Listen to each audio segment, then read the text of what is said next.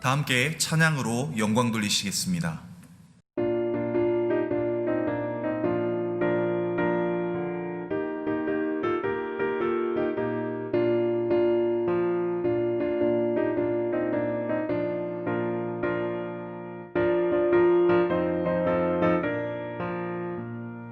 주님 약속하신 말씀 위에서 영원토록 주를 찬송하리라. 소리 높여 주께 영광 돌리며 약속 믿고 굳게 서리라. 굳게 서리 영원하신 말씀 위에 굳게 서리. 말씀 위에 그 말씀 위에 굳게 서리라.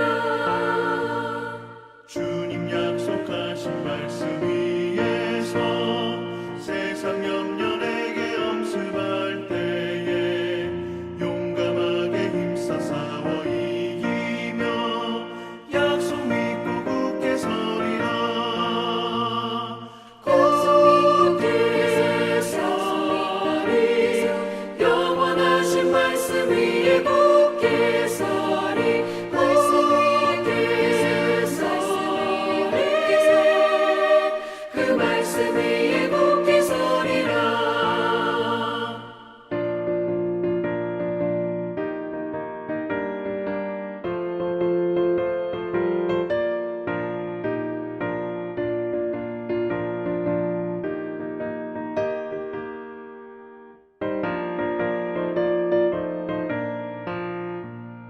주님 약속하신 말씀 위에서 영원하신 주의 사랑을 믿고 성령으로 힘써 싸워 이기며 약속 믿고 굳게 서리라.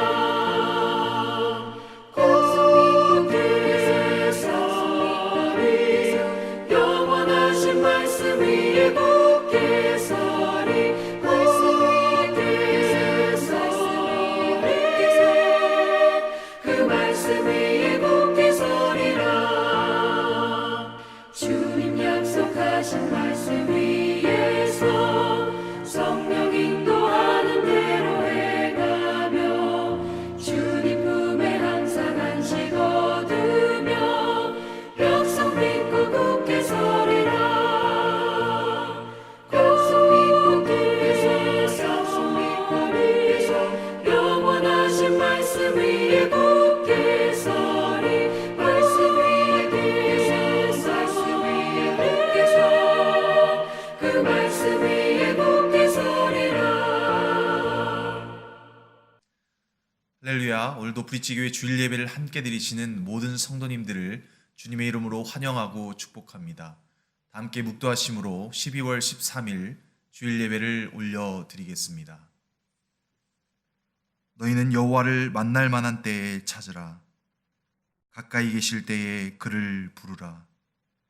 악인은 그의 길을, 불의한 자는 그의 생각을 버리고 여호와께로 돌아오라. 그리하면 그가 긍휼히 여기시리라. 우리 하나님께로 돌아오라. 그가 너그럽게 용서하시리라. 아멘. 거룩하신 성삼위 하나님께 감사와 찬송과 경배를 올려드립니다. 구원받을 자격도 없고 아무런 의와 공로가 없는 저희들을 거룩한 백성으로 삼아주시고 오늘도 이렇게 예배의 자리로 불러주시니 감사드립니다. 예배드리는 이 시간 저희의 입을 열어 성부 하나님의 이름을 찬송하게 하시며 우리의 손을 들어 십자가를 지신 성자 예수님의 은혜를 높이게 하시며 우리의 마음을 열어주시어 성령 하나님의 온전한 인도를 받으며 영과 진리로 예배하게 하옵소서. 예배의 처음과 나중을 온전히 맡기오며 예수 그리스도 이름으로 간절히 기원하옵나이다. 아멘. 이 시간 다 함께 찬송가 1장 만복의 근원 하나님을 찬양하시겠습니다.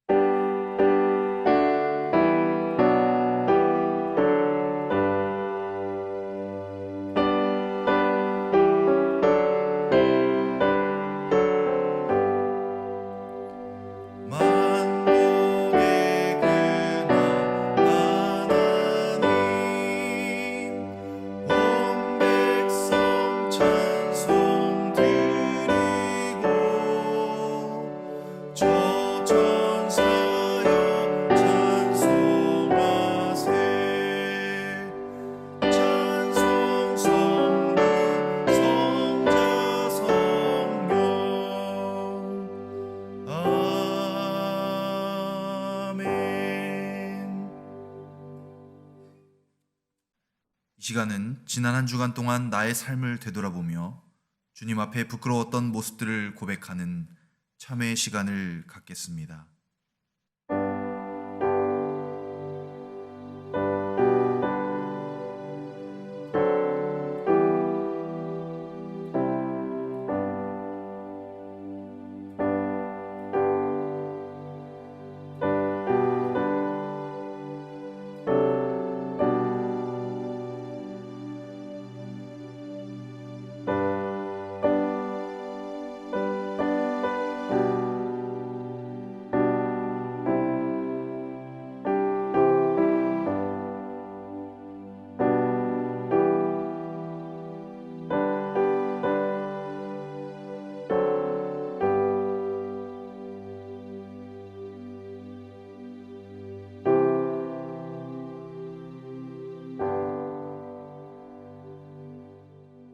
그런즉 이제는 누구든지 그리스도 안에 있으면 새로운 피조물이라.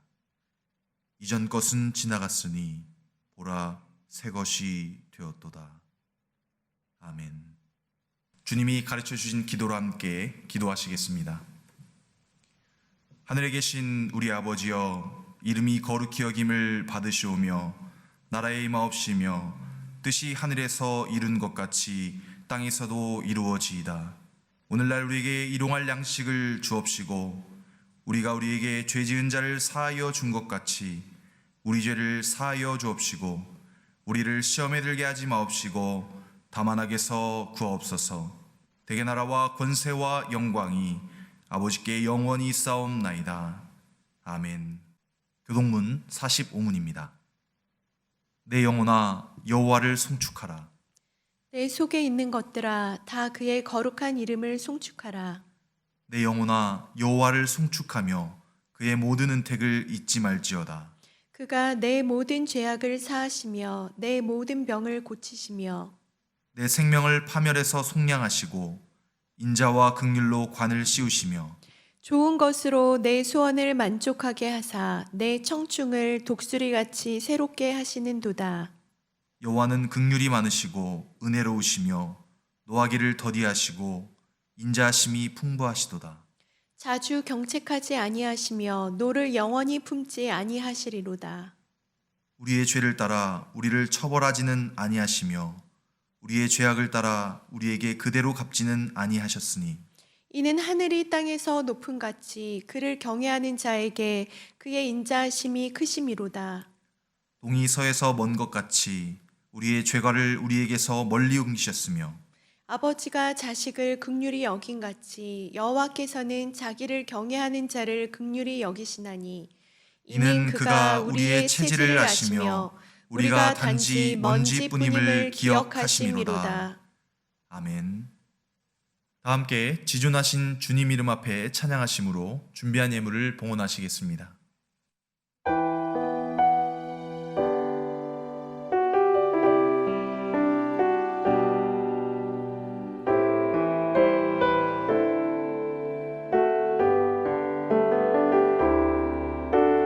지존하신 주님 이름 앞에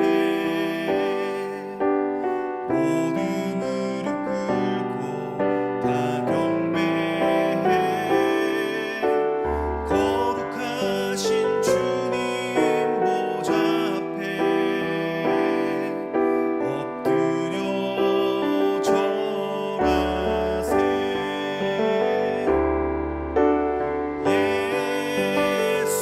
예수는 그리스도, 예수는 주, 하나님의 영으로 경배드리리.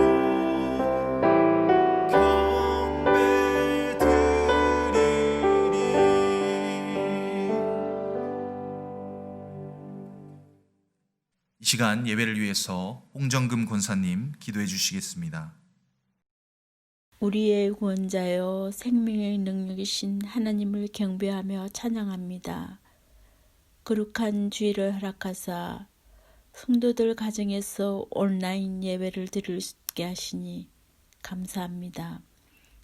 주님 저희들을 자녀 삼아 주시고 하나님의 백성으로 주님의 사랑을 전하며 서로 사랑하라 하셨지만 한 주간 살면서 서로 사랑하기보다는 시기 질투하며 비판하고 정죄함으로 주님 말씀대로 살지 못했음을 주님 앞에 고백하고 회개하오니 주님의 거룩한 보혈의 피로 용서하여 주옵소서. 치유와 회복의 하나님, 코로나 바이러스를 물리쳐 주옵소서. 성도들이 다시 예배의 자리에 자유롭게 나올 수 있도록 모든 상황과 환경들을 회복시켜 주옵소서. 또한 이로 인해 고통받는 수많은 주의 자녀들을 어루만져 주시고 하나님을 예배하는 모든 성도들의 건강을 지켜 주옵소서. 더불어 이를 위해 애쓰고 수고하는 모두 의료진과 방역 관계자들에게도 주님의 한량한 은혜를 내려 주옵소서. 주님, 특별히 선교사님 가정들을 지켜주시며 물질적 인해 어려움 당치 않도록 보호하여 주옵소서. 주님, 브릿지 교회를 위해 기도합니다. 저희 교회가 온전히 하나님 영광을 드러나는 교회가 되게 하시고 이 세상에서 빛과 소금의 역할을 감당하며 많은 생명을 주님께로 인도하게 하옵소서. 이 시간 온 마음과 정성으로 예배게 하시며 성도들에게 육신의 병으로 고통당하는 성도들에게는 건강함을 주시고 믿음이 부족한 성도들에게는 굳세고 담대한 믿음을 주옵소서. 오늘 말씀을 전하실 김재호 목사님에게 영육간의 강건함을 허락하여 주시고 하나님 말씀을 전할 때에 성령 충만함을 부어주셔서 성도들이 은혜 받는 시간이 되게 하여 주옵소서. 모든 것 감사하며 빛 대신 예수 그리스도의 이름으로 기도드리옵나이다. 아멘. 다 함께 찬송가 105장 찬양으로 영광 돌리시겠습니다.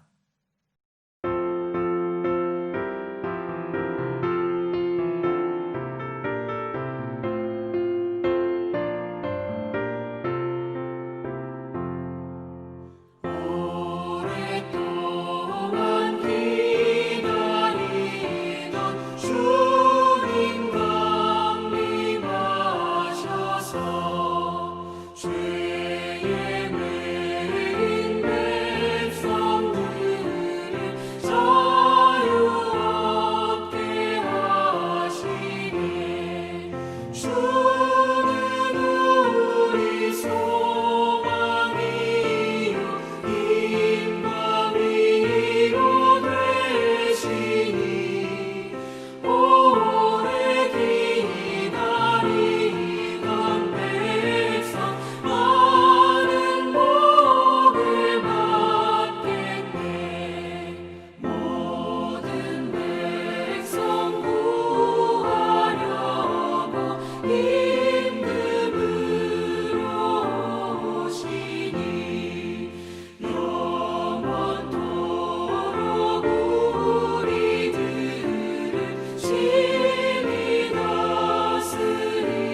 다스리시네. 죄로 상한 우리 마음 은혜로서 고치고 주의 빛난 보좌 앞에 이르도록 하소서. 아멘.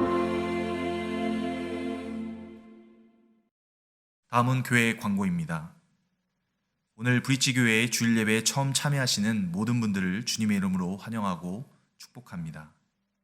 현재 주일 예배는 비대면 온라인 예배로 드려지고 있습니다. 하루속히 코비드-19의 상황이 안정되어서 대면하여 예배할 수 있도록 함께 기도해 주시기를 부탁드립니다. 온라인 예배는 교회 홈페이지 또는 브릿지교회 유튜브 채널을 통해서 함께 참여하실 수 있습니다. 다음 주일 예배는 성탄 주일 예배로 드려집니다. 하늘 보좌를 버리시고 이 땅의 빛으로 오신 예수 그리스도의 은혜와 사랑에 감사하며 기뻐하는 마음으로 성탄 주일 예배를 준비해 주시기를 부탁드립니다. 9월 13일부터 시작된 90일 성경 통독이 하나님 은혜 가운데 지난 금요일에 잘 마쳤습니다. 2021년 새해에는 성경 1년 1독반을 편성할 예정이오니 많은 관심과 참여를 부탁드립니다. CGN TV USA 채널에서 매주 월요일 담임 목사님의 10분 메시지가 방영됩니다. 많은 시청 부탁드립니다. 헌금은 체크 또는 교회 계좌를 통해서 드리실 수 있습니다. 또한 교회 웹사이트에서 페이팔을 통해 온라인으로 헌금을 드리실 수 있습니다. 오늘 우리에게 주신 하나님의 말씀은 야고보서 5장 1절에서 11절 말씀입니다. 제가 한 절 읽고 여러분이 한 절씩 교독하시겠습니다. 들으라 부한자들아, 너희에게 이 말 고생으로 말미암아 울고 통곡하라. 너희 재물은 썩었고 너희 옷은 좀 먹었으며 너희 금과 은은 녹이 슬었으니 이 녹이 너희에게 증거가 되며 불같이 너희 살을 먹으리라. 너희가 말세에 재물을 쌓았도다. 보라, 너희 밭에서 추수한 품꾼에게 주지 아니한 삭이 소리 지르며 그 추수한 자의 우는 소리가 만군의 주의 귀에 들렸느니라. 너희가 땅에서 사치하고 방종하여 살육의 날에 너희 마음을 살찌게 하였도다. 너희는 의인을 정죄하고 죽였으나 그는 너희에게 대항하지 아니하였느니라. 그러므로 형제들아, 주께서 강림하시기까지 길이 참으라. 보라, 농부가 땅에서 나는 귀한 열매를 바라고 길이 참아 이른 비와 늦은 비를 기다리나니 너희도 길이 참고 마음을 굳건하게 하라. 주의 강림이 가까우니라. 형제들아, 서로 원망하지 말라. 그리하여야 심판을 면하리라. 보라, 심판주가 문 밖에 서 계시니라. 형제들아, 주의 이름으로 말한 선지자들을 고난과 오래 참음의 본으로 삼으라. 보라, 인내하는 자를 우리가 복되다 하나니 너희가 욥의 인내를 들었고 주께서 주신 결말을 보았거니와 주는 가장 자비하시고 긍휼히 여기시는 이시니라. 아멘. 이 시간 목사님 나오셔서 주님의 오심을 기다리며라는 제목으로 말씀 증거해 주시겠습니다. 우리는 현재 교회력으로 대림절이라고 부르는 4주간 가운데 세 번째 주를 보내고 있는 중입니다. 매년 성탄절을 기준으로 4주 전 주일부터 시작해서 성탄절 전날인 크리스마스 이브 12월 24일에 대림절은 끝이 납니다. 대림절은 영어로 어드벤트, 즉 도래, 출현이라는 의미를 지니고 있으며 오다라는 뜻을 지닌 라틴어 단어에서 그 유래가 처음 시작되었다고 합니다. 대림절이란 말 대신에 대강절 또는 강림절이라는 표현을 바꿔서 사용하기도 하는데요. 모두 같은 의미라고 보시면 됩니다. 대림은 말 그대로 기다릴 때와 이말임, 그것의 합성어이고요. 강림은 내릴강, 이말림의 합성어입니다. 그래서 대림절이 예수님의 오심에 대한 기다림에 초점을 맞췄다면 강림절은 성자이신 주님이 육신의 몸을 입고 이 땅에 내려오심에 초점을 맞췄다고 이해하는 편이 좋겠습니다. 그러므로 아기 예수님이 이 땅에 오심을 기다리는 이 땅의 모든 성도들에게 있어서 대림절과 대강절은 축복과 은혜의 절기인 줄로 믿습니다. 이것은 전능하신 하나님이 인간의 몸을 입고 낮고 낮은 인간 세계에 내려오심을 의미하는 것입니다. 하늘에 속한 백성인 우리 성도들에게 있어서 주님의 기다림은 과연 어떤 의미가 있을까요? 기다림은 바램과 동경입니다. 무엇을 바라고 동경한다는 것은 어떤 대상을 간절히 기다리고 그리워하며 생각하는 것을 의미하는 것이죠. 어쩌면 지금까지 이 세상에서 하루하루 살아가는 모든 성도들의 삶도 알고 보면 주님이 계신 저 천국을 사모하고 동경하는 삶 그 자체라고 표현해도 크게 과언된 표현은 아닐 것 같습니다. 그런데 문제는 우리만 계속 주님을 기다리는 것이 아니라 하나님도 우리를 기다리고 계신다는 것입니다. 참고구절 이사야서 30장 18절 말씀입니다. 그러나 여호와께서 기다리시나니 이는 너희에게 은혜를 베풀려 하심이요 일어나시리니 이는 너희를 긍휼히 여기려 하심이라. 대저 여호와는 정의의 하나님이심이라. 그를 기다리는 자마다 복이 있도다. 그렇습니다. 우리가 하나님을 간절히 기다렸던 것처럼 하나님도 우리에게 성자이신 예수 그리스도를 보내셔서 죄와 사망으로 고통당하고 있던 모든 우리 자녀들에게 은혜와 긍휼을 베푸시기 위해 아주 긴 시간 동안 참으며 인내하며 기다리셨던 것이죠. 그렇게 때를 기다리시던 하나님은 때가 찼을 때 죄로 가득한 이 땅에 예수님을 우리에게 보내셨습니다. 참고구절 갈라디아서 4장 4절에서 5절 말씀입니다. 때가 참에 하나님이 그 아들을 보내사 여자에게서 나게 하시고 율법 아래에 나게 하신 것은 율법 아래에 있는 자들을 속량하시고 우리로 아들의 명분을 얻게 하려 하심이라. 아멘. 그렇습니다. 그러므로 우리는 오늘 아기 예수가 이 땅에 오신 지 2020번째 거룩한 성탄의 계절을 맞이하면서 다시 오실 주님을 향한 동경의 마음으로 그분의 때를 간절히 기다리며 기다림의 중요성과 기다리는 법을 잘 배워야 할 줄로 믿습니다. 성경은 오래 기다리며 인내하는 성품을 높이 평가하고 있습니다. 야고보 사도는 인내를 온전히 이루라. 이는 너희로 온전하고 구비하여 조금도 부족함이 없게 하려 함이라 라고 말씀하셨고요. 사도 바울은 사랑이란 오래 참고 모든 것을 참으며 모든 것을 믿으며 모든 것을 바라며 그리고 모든 것을 견디는 것이라고 정의했습니다. 어떤 면에서 오랜 기다림은 오랜 고통이기도 합니다. 하지만 기다림의 고통은 소망에 찬 은혜의 고통인 것이죠. 아름다운 결말과 풍성한 열매를 기대하며 기다리는 은혜의 고통이 바로 기다림입니다. 사랑하는 성도 여러분, 만약 그토록 눈이 빠지도록 간절히 우리가 기다리던 주님께서 오늘 저녁 당장 우리 앞에 찾아오신다면 여러분들은 어떻게 하시겠습니까? 예수님께서 다시 오신다고 할 때 사람들은 재림에 대해서 크게 두 가지 반응을 하는 것 같습니다. 할렐루야를 외치며 크게 환영하고 기뻐하는 사람들이 있는가 하면 오히려 그와는 반대로 주님이 좀 나중에 천천히 오셨으면 하고 바라는 그 두 부류의 사람으로 확연히 갈릴 것이 거의 분명합니다.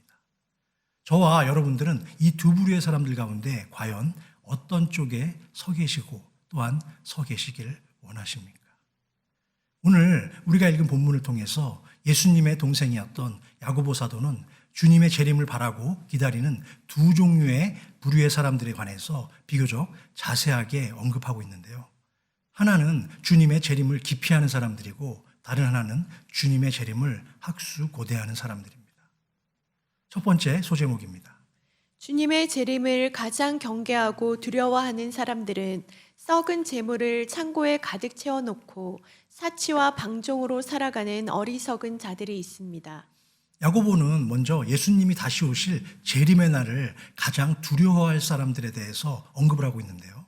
과연 그들은 어떤 사람들일까요? 본문 1절 말씀입니다. 들으라 부한자들아 너희에게 임할 고생으로 말미암아 울고 통곡하라. 이 말씀은 세상의 모든 부자들이 다 죄인이고 나쁜 사람이라는 말씀은 절대 아닙니다. 자신의 일을 최선을 다해서 돈을 벌었다면 부자가 된 것 자체는 죄가 아니라 은혜와 축복이죠. 또한 재물 자체는 가치 중립적이고 인간 생활에서 꼭 필요한 필수적인 요소이기 때문에 전혀 그것이 잘못된 것이 아니죠. 문제는 바르지 못한 재물관과 그 재물의 취득 방법 그리고 사용처가 잘못되었기 때문입니다. 내 수중에 돈이 많아지면 아무래도 인간들은 가진 돈을 믿고 교만해질 가능성이 커지기 때문이죠. 왜 그럴까요? 그것은 사람이 돈을 지배하는 것이 아니라 돈이 사람을 지배하고 컨트롤하기 때문입니다.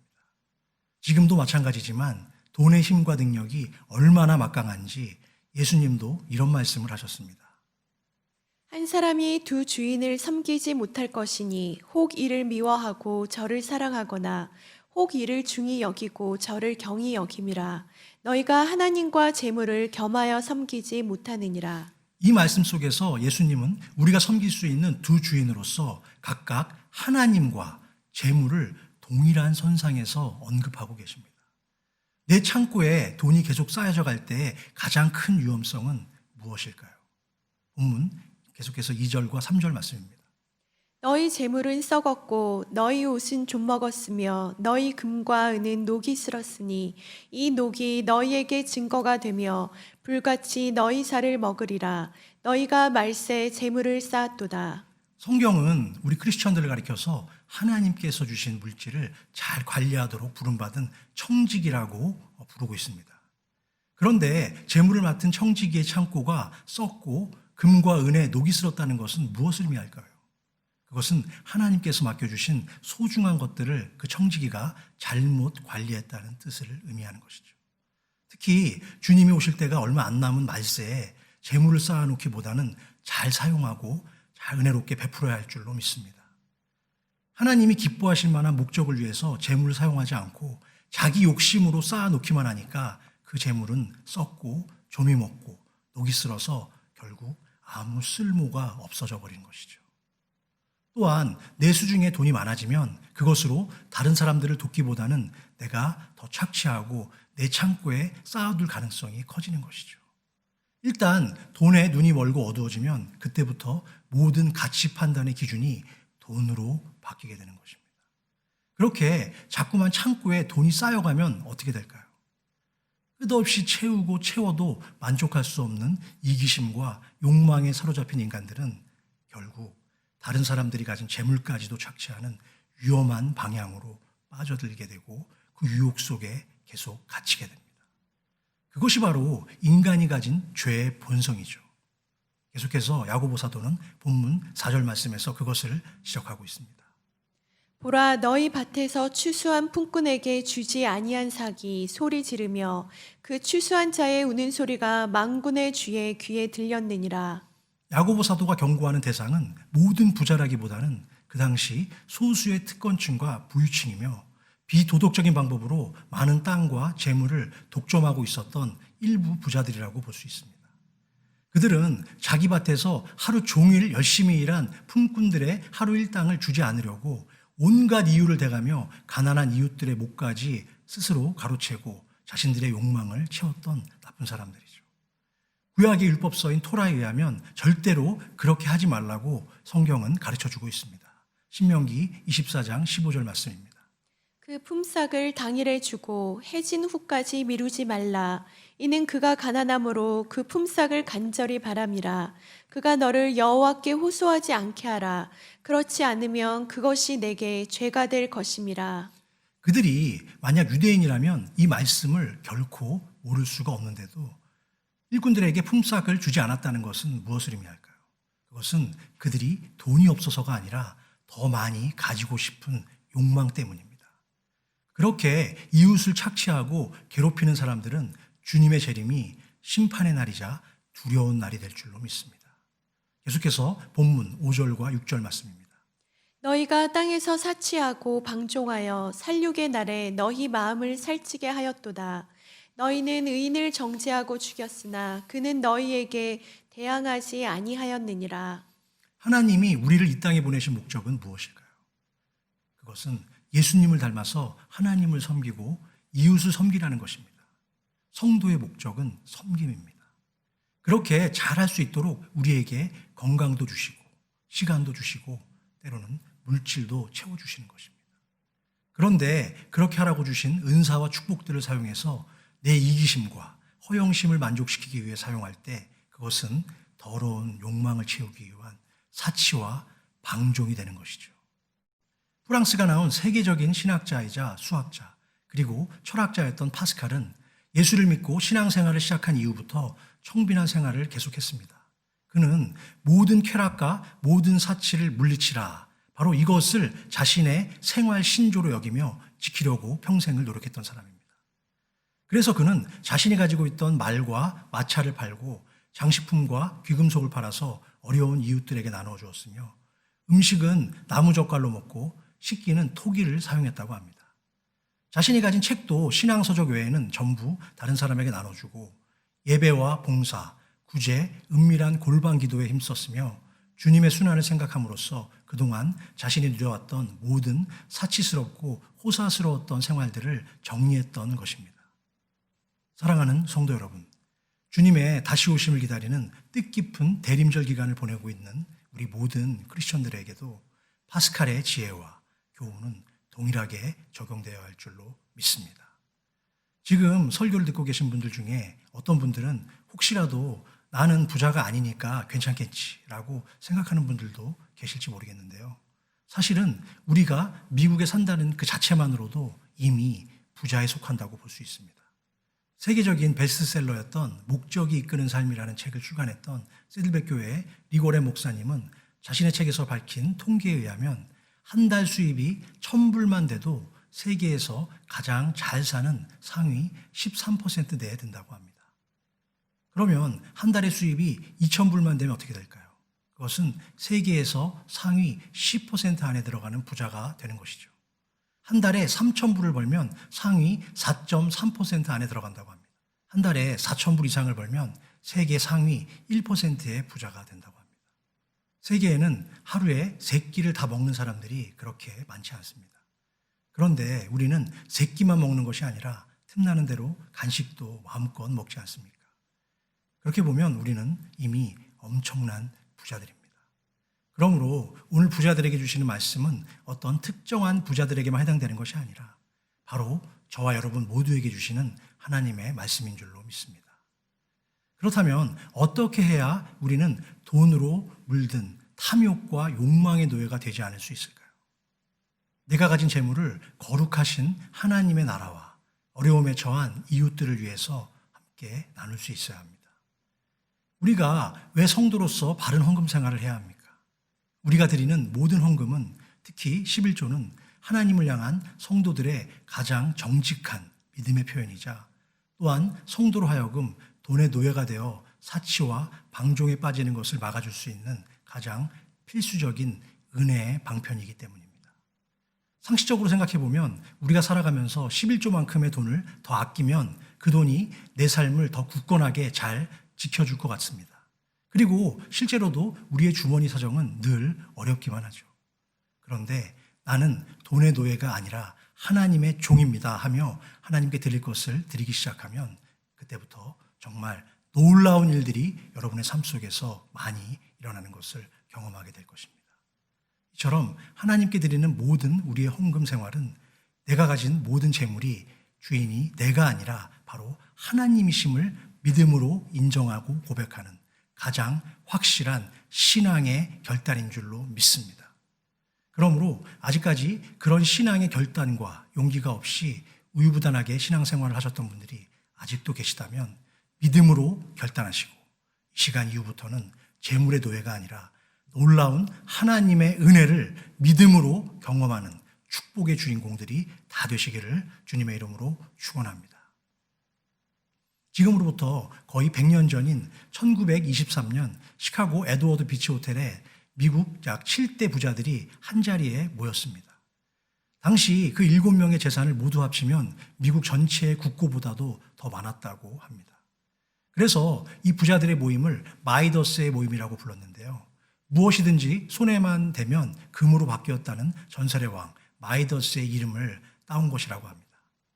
미국의 주요 언론과 매스컴들의 모든 관심이 온통 시카고의 에드워드 비치 호텔에 집중되었고 그 모임에 참석한 7명의 부자들은 모든 사람들로부터 부러움과 동경의 대상이 되었습니다. 그런데 그 이후에 25년이 지나서 1948년경에 미국의 한 언론사에서 그들이 그 이후에 어떻게 되었는지 취재를 했다고 합니다. 미국의 제일 큰 강철 회사를 운영했던 찰스 샤브와 미국 최대 농축산물 사업을 해서 거부가 된 아더 퀴더, 이 두 사람은 길거리에서 거지로 죽었습니다. 뉴욕은행 총재를 지냈던 리차드 위트니는 중한 죄를 짓고 감옥에서 복역하고 있었다고 합니다. 또한 미국의 재무장관을 지냈던 알버트 홀은 사기죄로 감옥에 들어갔다가 겨우 풀려나와서 병든 채 죽음을, 임종을 기다리고 있었다고 합니다. 국제은행 총재였던 네언 휘저와 월스트리트에서 가장 큰 회사 사장이었던 제시 리버모어는 자살로 생을 마감했습니다. 끝으로 당시 미국 부동산의 대표적인 큰손이었던 이반 쿠버는 약물 과다로 인한 자살 미수 후에 한 요양원에서 외롭게 지내고 있었는데 그 당시 그를 돌봐줄 사람이 아무도 없는 상태였다고 합니다. 이들 모두 한때는 물질적으로 그 누구보다도 가장 풍족했지만 그들의 말로는 이 세상에서 가장 비참한 모습 그 자체였던 것이죠. 참고구절 마태복음 6장 19절에서 21절 말씀입니다. 너희를 위하여 보물을 땅에 쌓아두지 말라. 거기는 종과 동록이 해하며 도둑이 구멍을 뚫고 도둑질하느니라. 오직 너희를 위하여 보물을 하늘에 쌓아두라. 거기는 좀이나 동록이 해하지 못하며 도둑이 구멍을 뚫지도 못하고 도둑질도 못하느니라. 내 보물 있는 그 곳에는 내 마음도 있느니라. 아멘. 너희의 보물을 하늘에 쌓아두라는 말씀은 이 땅에 썩어질 것이 아닌 영원한 가치를 가진 것에 투자하라는 말씀입니다. 그렇다면 영원한 것이 무엇인지 알아야 거기에 투자할 수 있지 않겠습니까? 영원한 것, 즉 우리가 천국까지 들고 갈 수 있는 것이 무엇일까요? 그것은 바로 영혼 구원인 줄로 믿습니다. 이 세상에서 소풍을 마치면 우리 모든 이 땅의 성도들은 다 함께 천국에 들어가게 됩니다. 그런데 그 좋은 천국에 가지 못하고 저 영원한 사망과 멸망으로 가는 사람들이 있습니다. 그래서 불쌍한 그들을 위해서 우리의 시간과 물질과 내 노력을 영혼 구원에 투자해야 하는 것입니다. 그런데 하늘의 보화는 전혀 생각하지 않고 썩어 없어질 이 땅에서의 쓸 것만을 위해서 계속 돈을 모으겠다라고 우기는 어리석은 부자들을 향해서 오늘 야고보 사도는 그것으로 인해 너희에게 임할 고생으로 울고 통곡할 것이라고 분명히 경고하고 있습니다. 사랑하는 성도 여러분, 현재 여러분들이 소유한 보물창고에는 어떤 것들이 채워져 있습니까? 다시 말해서 나의 가장 소중한 재물과 시간을 어떻게 어디에 주로 사용하고 계십니까? 내 육신의 만족을 위해서만 사용하는 것은 혹시 아닙니까? 오로지 나와 내 자녀 그리고 내 사랑하는 가족만을 위해서 주님이 주신 능력을 사용하고 있는 것, 물론 그것도 중요하죠. 내 가족이 우선이고 당연히 그렇게 해야 합니다. 그러나 단지 거기에만 머물면 곤란합니다. 세상의 무게로 쓰러진 사람들을 다시 일으켜주고 영혼을 구원하는 일에 내 소중한 돈과 시간을 사용한다면 바로 그것이 영원한 생명의 상급을 하늘에 쌓아놓는 축복의 원리인 줄로 믿습니다. 그러므로 이 땅의 모든 성도와 교회의 목적은 너무나도 분명하고 선명한 것이죠. 그것은 영원한 가치를 가진 하나님의 사업인 선교에 더욱 힘을 쏟고 힘들고 헐벗은 이웃들을 돌아보아 가난한 자들을 돕고 구제하는 일인 줄로 믿습니다. 그렇게 우리 교회가 할 수 있는 모든 능력과 역량을 집중해서 투자하고 하나님의 사업에 열심을 내면 하나님은 우리 교회와 성도들의 간절한 기도 제목과 바람들을 결코 외면하지 않으실 뿐만 아니라 더 크고 놀라운 축복의 배당금을 천국에서 마음껏 사용할 수 있도록 복의 복을 더해 주실 줄로 믿습니다. 두 번째 소제목입니다. 오직 주님의 재림만을 간절히 기다리며 날마다 평안과 감사가 넘치는 복된 날을 살아가는 은혜의 사람들이 있습니다. 주님께서 다시 오시는 날, 재림의 날, 세상의 마지막 날은 두렵고 무서운 날이 아니라 주님께서 우리의 눈물을 닦아주시는 위로와 기쁨 그리고 은혜의 날인 줄로 믿습니다.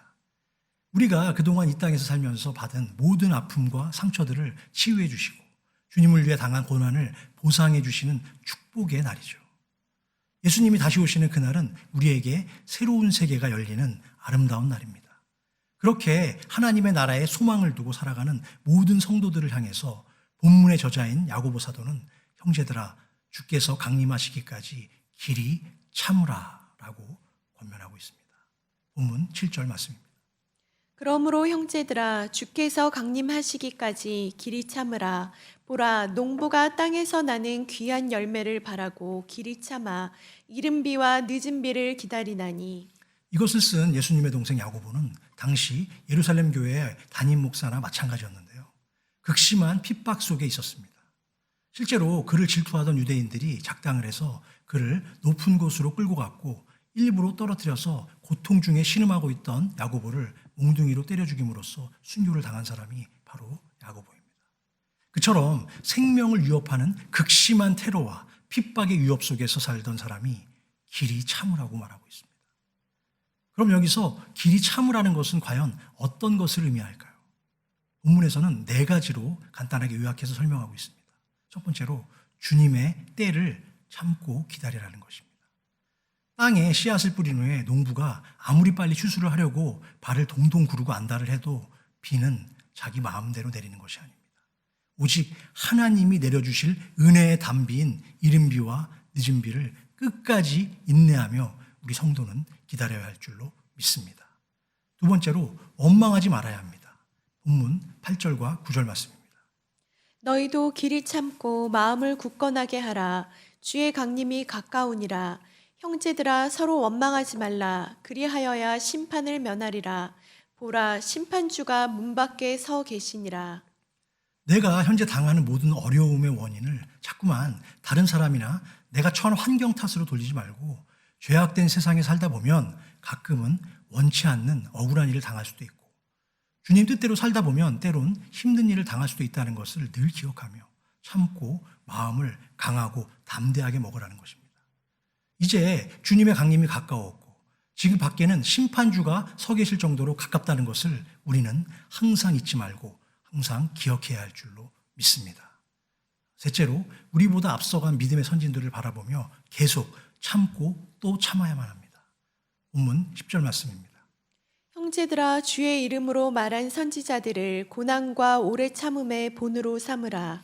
선지자, 예언자라고 할 수 있겠죠. 그들은 하나님으로부터 말씀을 받아서 전달하는 하나님의 대변인들입니다. 그런데도 성경 속에 기록된 많은 선지자들 중에 핍박을 안 받은 사람은 단 한 사람도 없습니다. 세상에서 정말로 하나님이 원하시는 삶을 살게 되면 정말 하나님의 말씀을 전하는 그런 삶을 살게 된다면 어떻게든 고난을 피할 수는 없는 것입니다. 그런 핍박과 고난도 견디며 살아가야 하는 것이죠. 선지자들은 주님의 말씀을 선포하며 주님께 순종하면 세상에서 고난을 당할 수밖에 없지만 동시에 하나님의 칭찬과 상이 있다는 것, 눈물을 닦아주실 날이 온다는 것을 알았기 때문에 참고 견딜 수 있었던 것입니다. 그들처럼 우리도 참으라고 야고보 사도는 계속해서 말씀하고 있습니다. 넷째로 구약 성경 속 인내의 달인 욥처럼 참고 또 인내해야 한다고 말씀하고 있습니다. 이어서 11절 말씀입니다. 보라 인내하는 자를 우리가 복되다 하나니 너희가 욥의 인내를 들었고 주께서 주신 결말을 보았거니와 주는 가장 자비하시고 긍휼히 여기시는 이시니라. 욥기서를 보면 욥은 당대의 의인이자 아주 엄청난 부자였고 하나님의 큰 축복도 누렸던 사람입니다. 그런데 어느 날 하루아침에 자녀들이 다 죽고 자신이 가졌던 모든 재산을 한꺼번에 잃어버렸습니다. 한순간 모든 것을 다 잊어버린 것도 큰 고통이었지만 그 고난의 원인조차가 알 수 없었다는 사실 때문에 욥은 정말 힘들고 괴로웠습니다. 그런데 욥의 친구들은 그에게 찾아와서 어떻게 하죠? 이 모든 일들이 바로 너의 죄악 때문이니 회개하라고 했습니다. 욥은 그것은 사실이 아니기 때문에 그렇게 인정할 수도 없고 그렇다고 고난을 허락하신 주님을 절대로 원망할 수도 없는 내용이 바로 욥의 중심 줄거리입니다. 결국 그런 욥에게 하나님께서 주신 결말은 무엇일까요? 모든 시련과 고난의 시간을 보낸 욥의 믿음의 고백이 욥기 42장 5절 말씀에 소개되어 있습니다. 내가 주께 대하여 귀로 듣기만 하였사오나 이제는 눈으로 주를 배움나이다. 이것은 고난을 통해 주님을 정말 가까이서 뵙게 되었다는 믿음의 고백인 것입니다. 이전에는 듣기만 하는 믿음이었다면 이제는 고난을 통해서 주님을 볼 정도가 되었다는 것이죠. 우리도 똑같습니다. 우리도 고난 가운데 주님을 만나게 되는 것입니다. 축복 가운데 주님을 만나면 더 좋겠지만 사람은 그렇게 되질 않고 고난 가운데서 하나님을 찾게 되어 있습니다. 일이 잘 풀리고 성공하고 돈을 잘 벌면 신앙적으로 더 잘 되는 것이 아니라 오히려 하나님으로부터 멀리 떠나버리는 것이죠. 건강을 위해서 함께 기도하다가 건강해지면 어떻게 되죠? 이상한 데 가고 죄를 짓는 경우도 많이 있습니다. 하는 일이 잘 되면 내가 잘해서 그렇게 된 줄 알고 금세 교만해져서 하나님으로부터 멀어지는 게 대부분의 인간 군상들의 모습입니다. 그런데 오히려 고난을 당할 때 주님을 찾게 되니 이것이 얼마나 큰 은혜입니까? 그러니 어떤 고난과 어려움 속에서도 끝까지 참고 견디며 인내하는 저와 여러분이 되어야 될 줄로 믿습니다. 사랑하는 성도 여러분, 요즘 정말 많이 지치고 힘들고 답답하고 어려우십니다.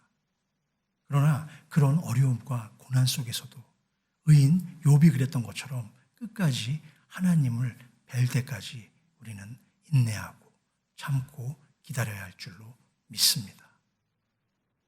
사랑하는 성도 여러분, 세상 사람들에게 있어서 12월의 크리스마스는 자신이 사랑하는 연인과 가족들과 더불어서 오손도손 모여 서로의 선물을 교환하고 맛있는 음식을 먹으면서 연말 파티와 망연회를 보내는 즐거운 기다림입니다.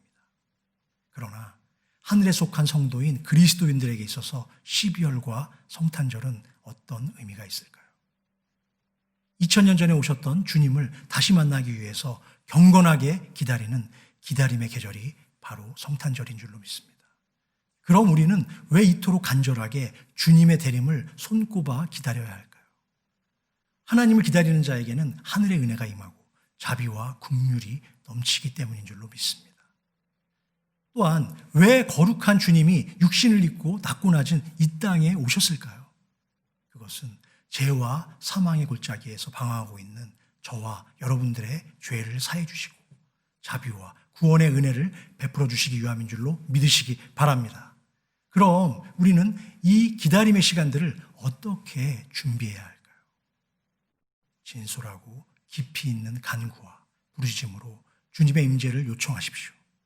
현재는 우리가 자유롭게 모일 수 없는 형편에 처해 있다 하더라도 하나님이 허락하신 각자의 처소에서 경건한 예배와 기도를 올려드리고 또한 곧 오실 주님을 기쁘게 맞이하기에 합당한 거룩하고 깨끗한 마음의 방을 마련하기 위해서 지난 날을 돌아보며 진실한 회개의 시간을 가져야 합니다.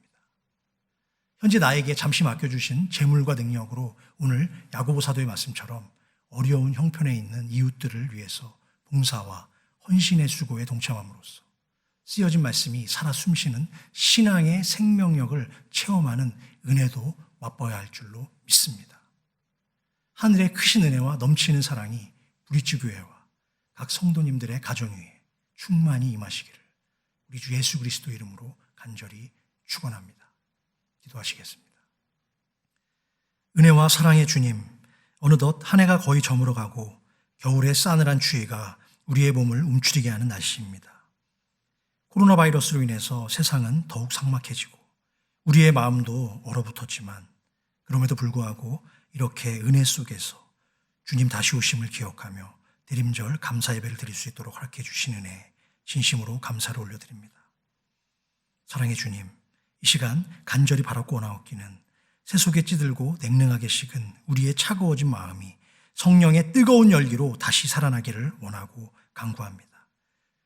이 세상을 살아가면서 우리는 주님이 계신 낮은 자리보다는 늘 높은 자리에 앉기를 원했고 내가 먼저 다른 사람을 생각하기보다는 항상 인정받고 대접받는 자리에 앉기를 원했던 저희의 부끄럽고 믿음 없는 모습들을 이 시간 고백하고 회개합니다.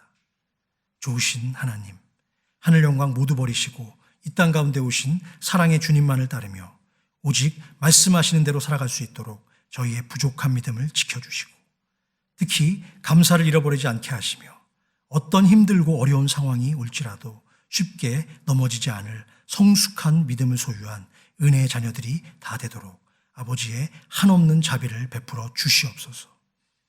오늘도 사랑하는 주의 백성들이 아버지의 전에 나오며 귀한 예물을 정성껏 준비했습니다. 이것은 하나님을 향한 우리의 인생이고 마음의 중심임을 고백하오니 기쁘게 흠양하여 주시고 어려움 속에서도 기쁨으로 예물을 구별하여 올려드리는 모든 성도들의 심령 속에 하늘의 크신 은혜와 사랑 그리고 축복이 가득 차고 넘치게 하여 주시옵소서.